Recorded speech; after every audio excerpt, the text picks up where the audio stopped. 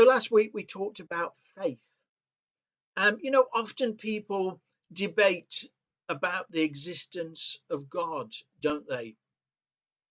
But it's impossible to prove with absolute proof that God exists. I heard a story this week about a man who went into a barber shop. And during the haircut, you know how barbers like to talk to you, guys. You know that when sometimes in a barber shop they like to talk to you, have a conversation. And in this particular conversation with this customer, the barber said, it happened to just say, he said, "I don't believe that God exists." And the man in the chair said, "Well, why is that?" And he said, "Well, because of all the pain and suffering that we see around us, there can't be a God. We just can't be a God."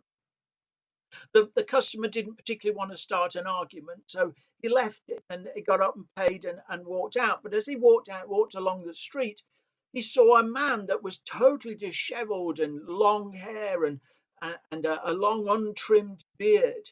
And it suddenly dawned on him. He went back to the barber shop and he exclaimed to the barber, he said, "Barbers don't exist." And the barber said, "Well, of course they exist. I'm here and you've just had your hair cut. So of course they exist." He said, "Well, look at that man out there. He's all disheveled and he's got long hair and his beard's untrimmed. So therefore, barbers don't exist, can't exist. There wouldn't be people like him out there if barbers existed." The barber said, "Yes, they do exist, but people like him don't come to me. They don't come to me for help." The man said, "That's exactly the point."